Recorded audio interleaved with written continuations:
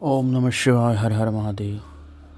जो परमानंदमय हैं, जिनकी लीलाएं अनंत हैं, जो ईश्वरों के भी ईश्वर, सर्वव्यापक महान, गौरी के प्रियतम तथा स्वामी कार्तिक और विघ्नराज गणेश को उत्पन्न करने वाले हैं, उन आदिदेव शिव की हम वंदना करते हैं। यूं तो भगवान शिव के कल्प कल्पांतरों में असंख्य अवतार हुए हैं, फिर भी इनके प्रमुख अवतारों का वर्णन कुछ इस तरह है। 19वां कल्प, जो कि श्वेत लोहित नाम से विख्यात था, उस कल्प में भगवान शिव जी का सद्योजात अवतार हुआ था। वह उनका प्रथम अवतार कहलाता है।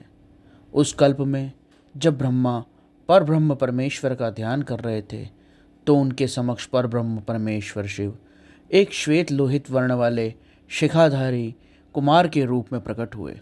उसे देखकर ब्रह्मा जी ने मन ही मन विचार किया और उन्हें ये ज्ञात हो गया कि यही ब्रह्म रूपी परमेश्वर हैं। तब उन्होंने हाथ जोड़कर उनकी वंदना की। फिर भुवनेश्वर ब्रह्मा को पता लगा कि यह सद्योजात स्वरूप है। तब उन्होंने बहुत प्रसन्नतापूर्वक उनका चिंतन किया और उनका ध्यान किया। जब वे भगवान शिव के सद्योजात स्वरूप का चिंतन ध्यान मनन कर रहे थे, तब वहाँ पर श्वेत वर्ण वाले 4 यशस्वी कुमार प्रकट हुए। वह ज्ञान संपन्न थे और साक्षात परब्रह्म का स्वरूप थे। उनका नाम सुनंद, नंदन, विश्वनंद और उपनंद था।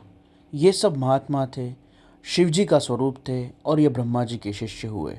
इनसे ब्रह्मलोक व्याप्त हो गया।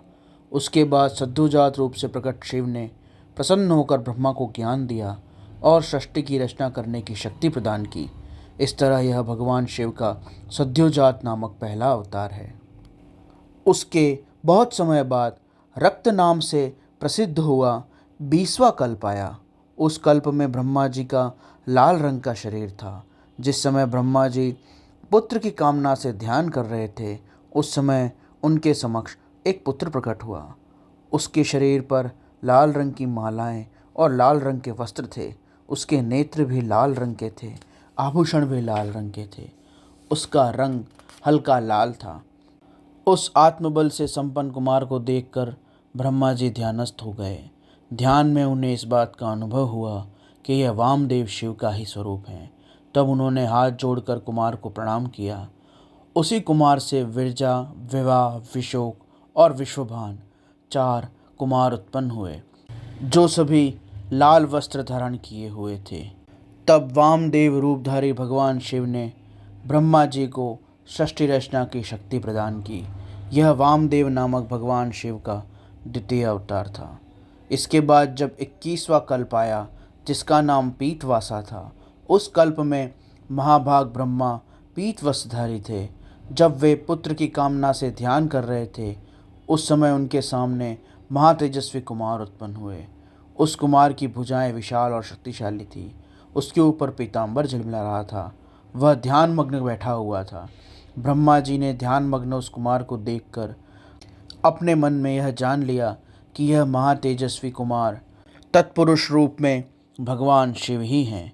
तब उन्होंने ध्यान युक्त चित्त से संपूर्ण लोकों द्वारा नमस्कृत भगवान शिव को गायत्री मंत्र द्वारा प्रणाम किया और उसका जप करके नमस्कार किया। इससे भगवान शिव प्रसन्न हुए। उसके बाद उनके पार्श्व भाग से दिव्य कुमार उत्पन्न हुए। वे सब योग मार्ग का प्रवर्तन करने वाले हुए। यह अवतार भगवान का तत्पुरुष अवतार कहलाता है। इसके बहुत समय बाद एक शिव नामक कल्प आया। उस कल्प में एकार्णव की दशा में 1 सहस्त्र वर्ष बीत गए। तब ब्रह्मा जी प्रजा की सृष्टि करने के लिए चिंतित हो उठे। उस समय उन महातेजस्वी ब्रह्मा के समक्ष एक कुमार उत्पन्न हुआ। उस महापराक्रमी बालक का शरीर रंग काला था, पर वो तेजवान था। उसने काले वस्त्र, काली पगड़ी और काला यज्ञोपवीत धारण कर रखा था, और उसने जिस चंदन का प्रयोग किया था, वह चंदन भी कृष्ण वर्ण था। वह भगवान का अवतार भयंकर पराक्रमी, महामनस्वी, देव देवेश्वर, अलौकिक कृष्ण पिंगल वर्ण वाला था। ऐसे अघोर रूप को देखकर ब्रह्मा जी ने उनकी वंदना की, स्तुति की। तत्पश्चात ब्रह्मा जी उन भक्तवत्सल अविनाशी अघोर ब्रह्म रूप को समझकर इष्ट वचनों द्वारा उनकी स्तुति करने लगे। तब उनके पार्श्व भाग से कृष्ण वर्ण वाले काले रंग के 4 मनस्वी कुमार उत्पन्न हुए। वे सबके सब तेजस्वी अव्यक्त नाम वाले शिव जैसे ही थे। उनके नाम कृष्ण, कृष्ण शिखा, कृष्णस्य और कृष्ण कंठध्रक थे। इस प्रकार उत्पन्न होकर उन महात्माओं ने ब्रह्मा जी की सृष्टि करने के निमित्त घोर नामक योग का प्रचार किया। उसके कई समय बाद जब विश्वरूप नामक एक नया कल्प आरंभ हुआ, तब भी ब्रह्मा जी ने पुत्र की कामना से, सृष्टि निर्माण की कामना से तपस्या की, शिव जी का ध्यान किया। तब सर्वप्रथम सिंहनाद करने वाली सरस्वती प्रकट हुई। उन सरस्वती से ईशान स्वरूप भगवान का प्रकटवार हुआ, जिनका वर्ण स्फटिक के समान उज्ज्वल था, जो आभूषणों से विभूषित थे। वे अजन्मा, सर्वव्यापी, अंतर्यामी, सब कुछ प्रदान करने वाले, सर्वरूप सुंदर स्वरूप वाले थे। ईशान को देखकर ब्रह्मा ने उन्हें प्रणाम किया। तब उन भगवान शिव ने उन्हें सन्मार्ग का उपदेश दिया और 4 कुमारों की कल्पना करी, उनका निर्माण किया। उनका नाम जटी, मुंडी, शिखंडी और अर्धमुंड थे। यह भी योग धर्म के अनुसार सद योग धर्म का पालन करने वाले और उसका प्रचार करने वाले हुए। यहाँ पर इस कथा के अंदर भगवान के जो विभिन्न स्वरूप बताए गए हैं, उनका एक अलग ही महत्व है। ईशान स्वरूप जो है वह साक्षात परमात्मा का निराकार ब्रह्म का स्वरूप है।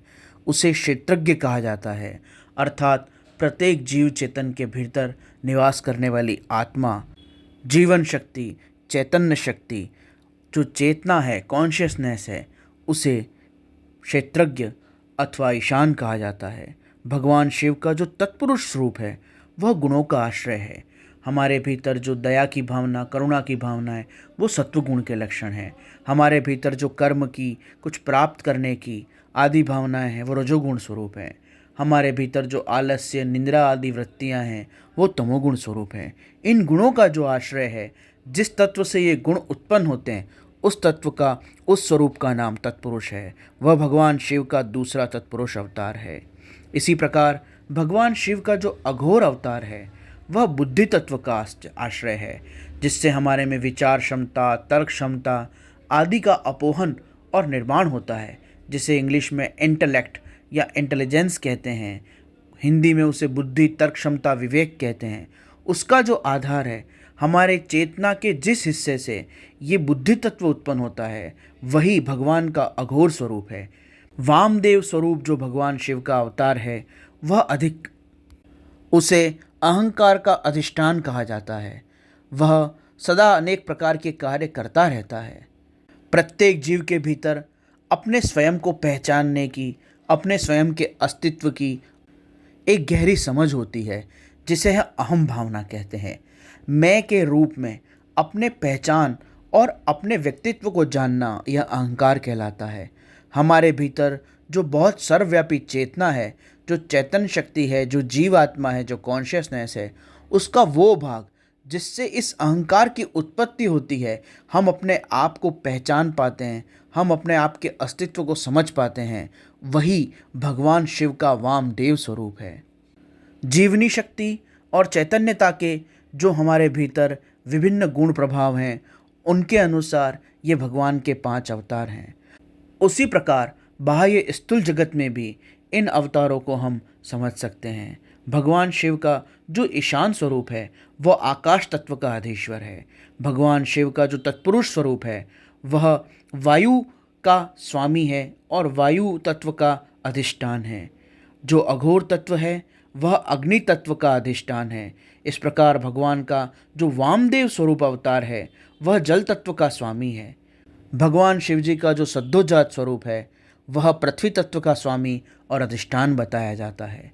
अर्थात जो भी हमारे शरीर के अंदर स्पर्श, सुगंध आदि की शक्ति है, वह भगवान शिव के सद्योजात स्वरूप की कृपा है, उसी के कारण है। सभी जीवों में, सभी चैतन्य प्राणियों के अंदर जो रस और तरलता, शीतलता आदि के गुण हैं, वो भगवान के वामदेव स्वरूप के कारण है, क्योंकि वामदेव स्वरूप ही जल का अधिष्ठान है। प्रत्येक जीव के अंदर जो अग्नि, ताप, जठराग्नि, भोजन का पचना आदि गुण हैं, वो भगवान शिव के अघोर स्वरूप की कृपा है। उसी अघोर स्वरूप के अधिष्ठान से जीवों के अंदर यह ताप शक्ति, अग्नि शक्ति है, जिससे भोजन पचते हैं, शरीर का तापमान बना रहता है। भगवान शिव का जो तत्पुरुष स्वरूप है, उसी से हमारी प्राणवायु चल रही है, श्वासों का आवागमन हो रहा है, हमें रहने का अवकाश मिल रहा है। वह भगवान शिव के ईशान स्वरूप अवतार की कृपा से और अधिष्ठान से हो रहा है।